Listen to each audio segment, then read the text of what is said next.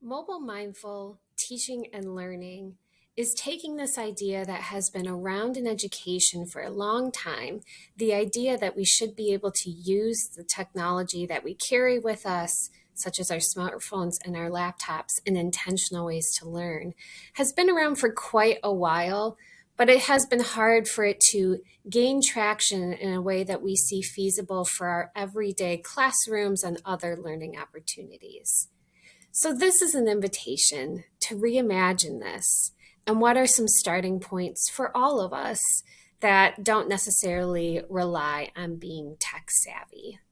Because the truth is that it's not just 18-year-olds who have only ever known a world with smartphones who are mobile learners, but it is likely all of us. Tom Baling and Kirsten Baling, in their Universal Design for Learning book, write that all people who use mobile technology on a daily basis for problem solving, information gathering, and social purposes, regardless of their age, are mobile learners. So, why the term mobile mindful? And I think it's because we have some reluctance to trying to make everything fit onto a smartphone size screen. And I actually think we should think about mobile learning in much broader terms.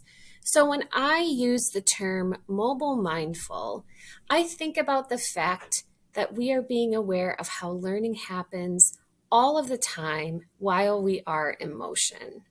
So here, mobile is the fact that we learn while we're walking, while we're driving, while we're talking with other people, and while we are experiencing the places around us. Mobile mindful is bringing intention to our smartphone use and the way that we learn in all of these places. And that, especially with our phones, we are using them mindfully rather than mindlessly. And also, mobile here is learning across devices.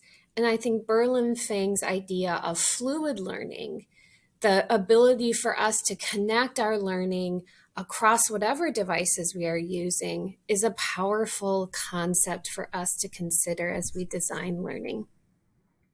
And lastly, and maybe most importantly, taking advantage of the devices, time, and other resources learners have.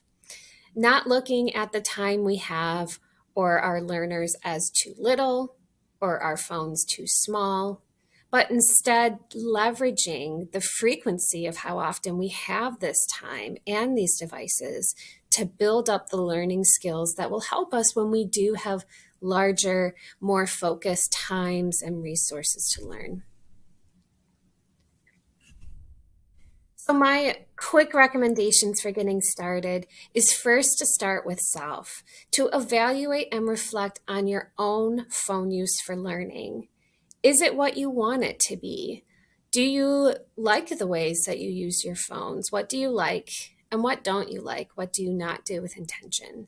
So in the handout associated with this presentation, I have a few prompts to get you started with this. My second recommendation is to take a mobile test drive of whatever materials you work with in designing a learning environment. If you're in faculty development, it might be the emails you send out, your web pages, your online courses, videos, modules, and any other way that you engage faculty in learning about teaching. If you're a faculty member, it'll be your courses, your learning management systems, your course pages, and the required reading and learning materials that you offer them. Evaluate how many modes of expression are available for faculty engaging in teaching development or the other learners that you work with. My third recommendation is to curate content into mobile mindful chunks, which in other words are into smaller pieces. So as one example, if you use YouTube for sharing resources in any way, and you have videos of your own, curate them into a YouTube playlist that you can easily share so that faculty, whenever they do have extra time, they can go to this playlist and play through the offerings that are there. As just a simple one extra step with these videos, you can also extract just the audio from these videos and offer a folder of these audio files that your learners can play through when they're on their commutes or otherwise having opportunities to listen through. Of course, it works great if your videos have this audio only format in mind and describe things accordingly. This can start with something as simple as a Google Drive folder, a Microsoft Office folder, Dropbox, or whatever makes sense for your context. And then if you really love the audio format, as so many are doing and continue to do, you can consider making this into more of a podcast that is on a platform that people can discover, easily come to, and play whenever a new episode comes out. My third recommendation related to this one is to curate pre-existing mobile mindful learning opportunities with time estimates. So giving people a really clear idea of how much time is required in order to engage in that learning activity. It can help them make decisions on what they can consume with the time that they have at that moment. And using pre-existing mobile mindful learning content can help get over that hurdle of feeling like you can't produce these things. There's already so much that is out there. So going back to YouTube, you can curate playlists of both your own videos and videos that you come across that are publicly available on YouTube and organize them by topic, such as a teaching and learning concept that you go through as a part of your programs, or just anything else in general. You can also curate a list of these types of resources that are on a general topic, such as active learning in large classes. You can take a Google Doc, a web page, or something else that organizes different types of learning faculty can do and adapt to their own needs, categorizing them by things like teaching tips, blog posts, videos, podcasts, and books. My fourth recommendation is to facilitate mobile-friendly, informal online communities.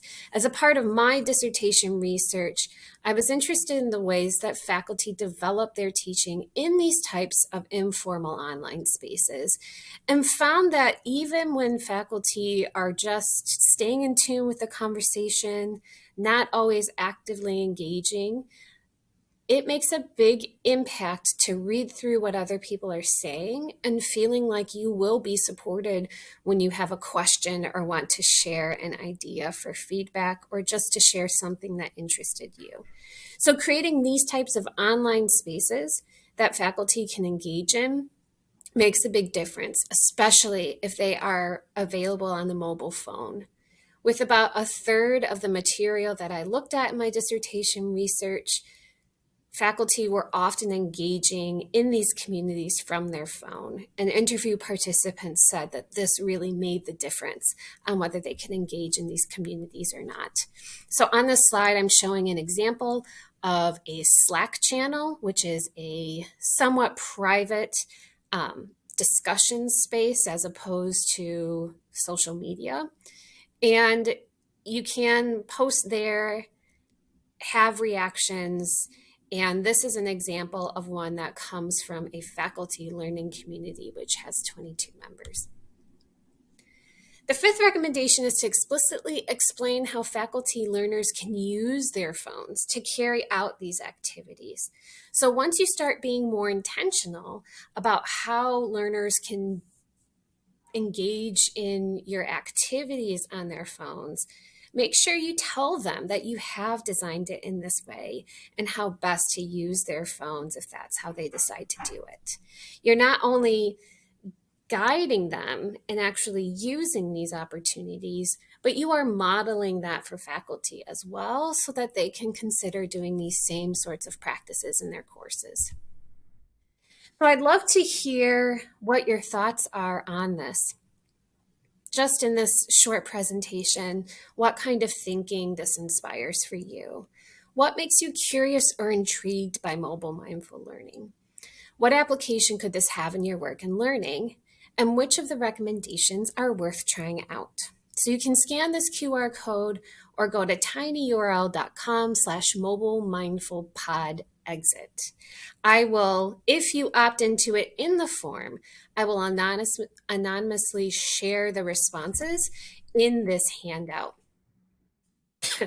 So you can go back to the handout to not only see these recommendations, some related resources and reading, but you can also see the responses that have come from the pod community. So this is me. Thank you so much for tuning into this presentation. Please check out the handout. I have written a whole book on this topic, mobile mindful teaching and learning. So please check that out as well. For POD 2022 attendees, there is a discount code in the handout. Thanks, everyone.